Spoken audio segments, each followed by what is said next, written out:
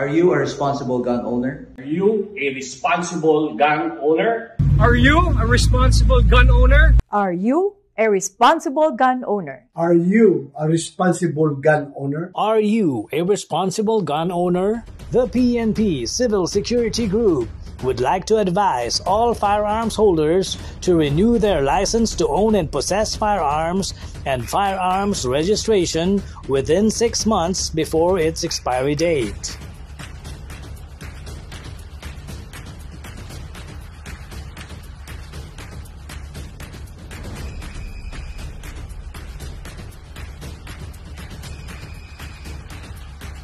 Tumawag na at makipag-ugnayan.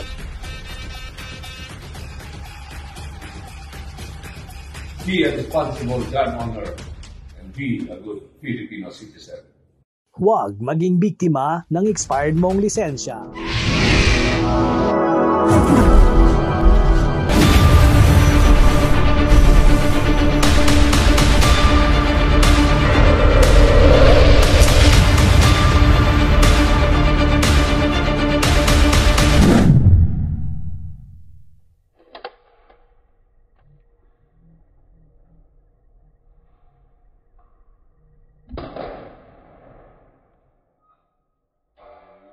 Alright, magandang hapon. Ito ang Magnum Research, no? Desert Eagle pistol made in USA, no? Ito yung tinatawag nating Toblerone. Ito ay kay Sir Ryan Salazar. Yan, One Gun Pilipinas, Kamanaba. So, anong gagawin natin ngayon? So, re-review natin itong baril na to, no? Check natin yung check natin yung target board. Yan. So, ayan. Target board clear, walang tama ang board, no? So, yun. Okay. So, susubukan natin kung paano natin, kung kaya ba natin ipatama itong Magnum Research na 357 na. Kung tawagin natin ay Toblerone, no? Yeah. So, ang laking baril, di ba? Kita nyo, no? Grabe. So, anong maganda rito sa baril na to? Ito ay may rail na sa ibabaw, no? So, pwede tayong ilagay ng red dot. May muzzle brake na. Yung mga unang labas nito, walang muzzle brake, no? So, parang optic ready, no, sir? Pwede, no? Optic ready na rin po, no? Napakalaking baril. Grabe, nakita nyo, massive ang grip, no? Tapos, meron tayong 9-rounder na magazine. This is 357 Magnum, no? Ayan, ayan. So, yan po yung This is Pilager made in USA. Magnum Research Incorporated. So, tingnan natin kanina kung tinamaan natin yung board. Medyo matigas talaga pa, no? So yun, sumampa po yung isang bala, no? So, tignan natin kung itatama natin na maayos itong baril na to, no? Whoop. Aha. Makit na kaya ang bala? So yun, check natin. Press check. Walang umakyat, no? Medyo matigas ikasa, mga kapatid. Napakatigas ikasa. Bago. Yun, umakyat na ata. So umakyat na, no? So, let us see kung ipapasok natin doon sa board.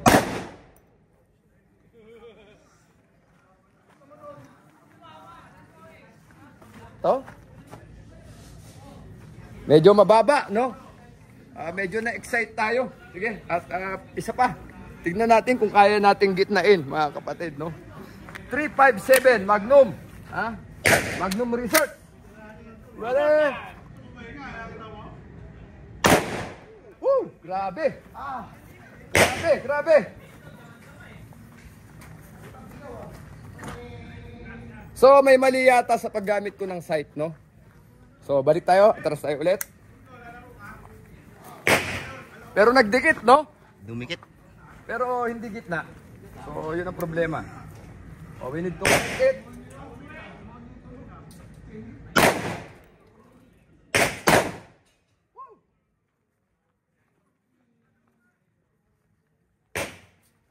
Ayan na. Umakyat na sa gitna, mga kapatid. 357 Magnum. Wow! Desert Eagle. No? Woo! Ito ay baril ni Sir Ryan Salazar, no? Grabe! One gun! Woo! Ang lakas, mga kapatid. Sobrang lakas nitong baril na to. Malakas po talaga, no? Malakas. So, grabe! Suabing-suabe, mga kapatid. Suabing-suabe. 357. Magnum, ready? Up. Ready? Up. Grabe. Woo! Hindi tinamaan yung lobo. Nakita nyo? Ready? Doon ka ta sa ikot. Ready? Up. Hindi umakyat ang bala.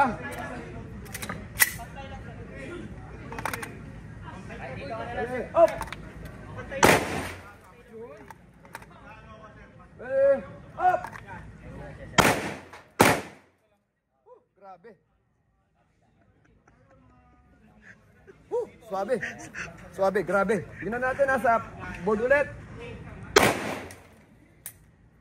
Sarap, sarap.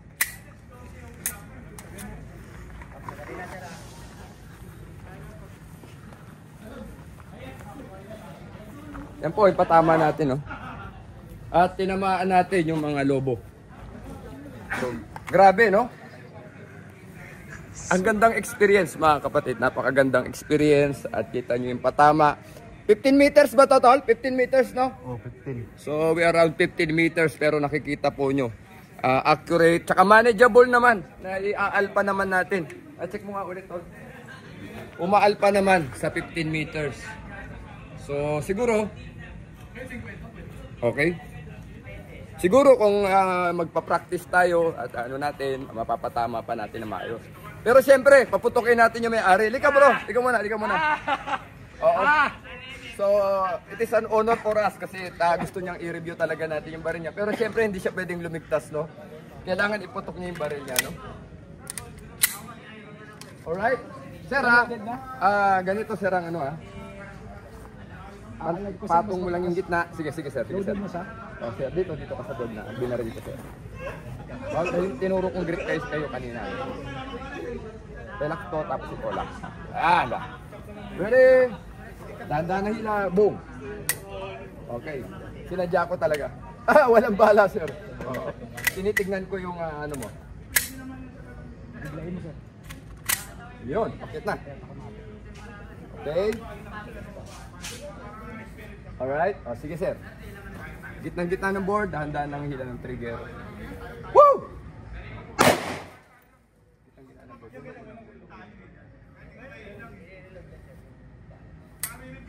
Okay.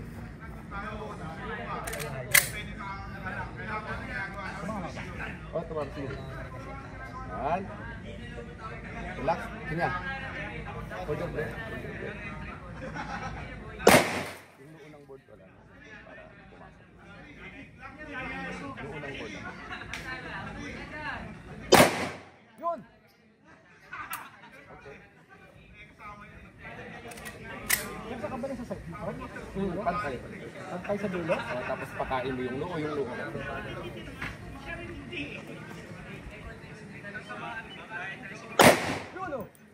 Alpa. Yun. Grabe. Alright. Verify, bro. So yan ang patama ni sir, oh. Ayos sir, ha? So yan. Mga kapatid. Clear natin, ha? Medyo nakakatakot, ano? Kasi 357 po, grabe. So makikita nyo yung patama. Wala tayong masabi, no? Sa laki ng kalibre, accuracy, ganyan po.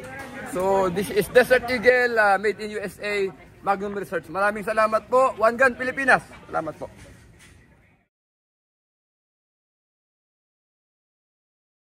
Dito si Corexman kasi siya po yung naging representative din nung nagpatawag sa Senado ng resource speaker na kung saan nag-voice out ng mga sentimento o mga suggestion, mga recommendation regarding ba sa ano ba yung pwedeng i-amenda doon sa existing natin na mga dito sa ating existing na gun laws sa Pilipinas, which is napakinggan naman po yung mga na-suggest at ito ba may mga ni-implement na nga oo.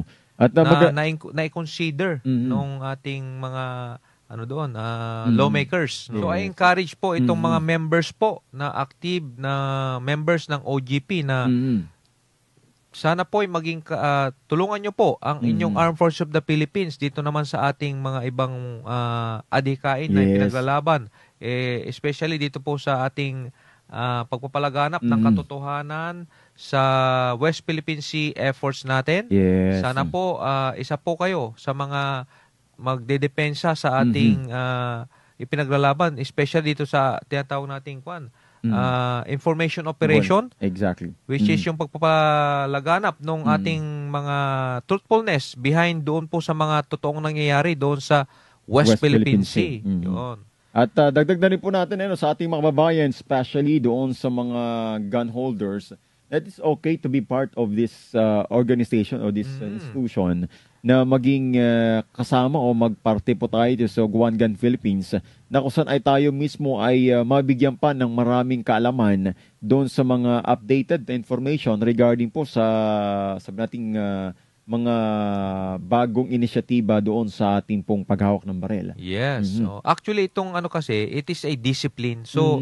dito sa, nakikita ko naman dito sa OGP, sa One Gun Pilipinas, ipinapakita ano ba yung mga do's and don'ts. Yes. So, from there, nade-develop yung kanilang skills at the same time yung disiplina sa paggamit ng ating Kasi, when the rifle or a pistol falls in the hands of the bad guys, ito ay nakakaisang part ng distraction. But if it falls to the hands of a responsible user, napakaganda po nung magiging epekto nito. Exactly, sir. At kaya ito po mga kabayan, kaya ganun na rin ang ating pong pasasalamat sa mga organisasyong ito na counterpart ng ating pong AFP. Dahil sila rin po ang, sabi na bagay ni Sir kanina, na magiging kaagapay po natin dito po sa ating pong information dissemination regarding po sa ating pong isinusulong patungkol po sa ating pong laban sa West Philippine Sea. Tatap natin dito si Corexman kasi siya po yung naging representative din nung nagpatawag sa Senado ng resource speaker na kung saan nag-voice out ng mga sentimento o mga suggestion, mga recommendation regarding ba sa ano ba yung pwedeng i-amenda doon sa existing natin na mga dito sa ating existing na gun laws sa Pilipinas, which is napakinggan naman po yung mga na-suggest at ito ba may mga ni-implement na nga At na-consider nung ating mga lawmakers. Yes. At malaga po ito mga kababayan dahil ito po mga organisasyong ito ay talagang ang hangarin ay maisakaayos at hindi lang masaayos but also will train to develop ito pong pagbabalik ng disiplina sa ating pong mga mamamayan, lalong-lalo na po doon sa may mga baril.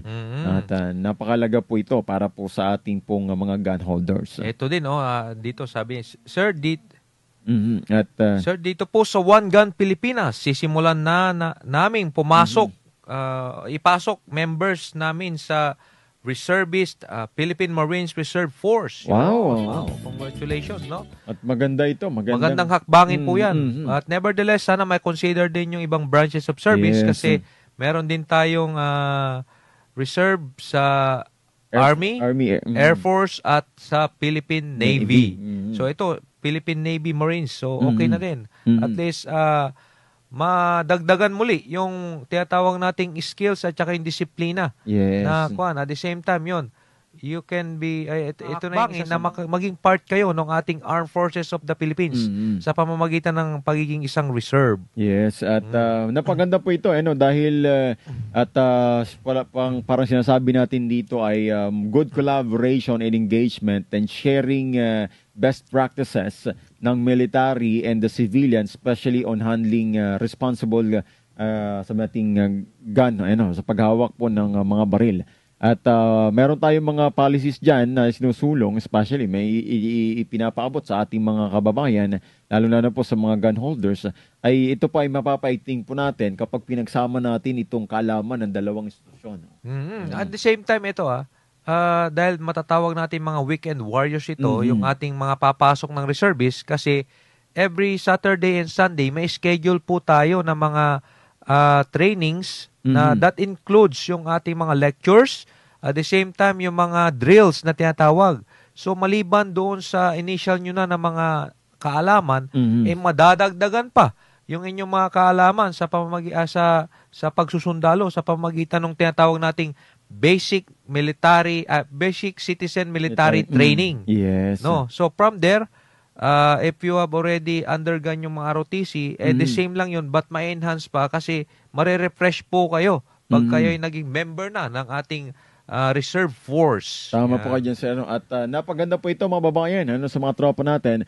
And we are, sabi natin, give credit sa ating pong One Gun Pilipinas dahil hindi lang sa kanilang, sabi natin, paglago ng kanilang pong samahan, ang kanilang pong hangarin, ay kundi pati na rin makatulong sa ating pong Armed Forces of the Philippines like what Sir Corexman mentioned na sila po ay nakiging kabahagi na bilang isang laang kawal sa Air Force, Army, at sa Marines, sa Navy. At ito po ang napaganda pong adikain ng One Gun Pilipinas para po sa sabi nating isang nagkakaisang Pilipino.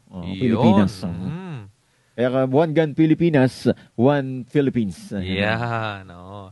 Nevertheless, hindi lang po ang One Gun Pilipinas ang ini-encourage po natin na gumawa ng parehong hakbangin na ginagawa po ng ating ibang mga organization dito sa bansang Pilipinas. I highly encourage po sa lahat po ng mga meron na diyang mga organization na if you can do extra effort to join the reserve force, pwedeng-pwede po. Pero papauna lang po namin na yung pagiging isang reservist ay voluntary, no? So wala pong sweldo diyan, pero yun nga, yung inyong patriotism and yung dedication para sa ating bansang Pilipinas, yun po yung nakataya doon, no? Yun po yung inyong magiging self-fulfillment po, no? Mga kababayan. At napaganda po, mga kababayan, dagdag pa nga sa message ni Sir, sabi niya, we will do community service together po, mga sirs. Ito po ang maganda, dahil they are partners. Talagang patuloy po silang nagiging katuwang ng ating pong ng ating pamahalaan, ng ating pong AFP sa pagsasagawa ng mga mabubuting gawain doon sa ating pong mga komunidad. Sana din doon sa pamamagitan ng grupo ng One Gun Pilipinas maka-impluwensya pa po sila ng mga kabataan, ng iba kanilang mga families, relatives and friends na maging yun nga, responsableng mga Pilipino. No? Yes. At ito po ay napakalaga para po sa ating mga taga-subaybay at taga-pakinig na nakantabay ngayon saan magdako ng bansa. Ito pong impormasyong ito ay aming pinapabot upang tayo po ay maging responsable. Hindi lang po sa paggamit ng ating mga baril, kundi maging responsable sa mga ginagawa po natin sa ating buhay at lalo po sa ating komunidad. That's an excellent idea. No? Kung darating po itong hindi natin gustong mangyari, we are prepared, ma'am. Handa po tayo. Kung meron po tayong mga tamang tao na magtuturo at mag-guide, I think magiging successful po itong program na ito.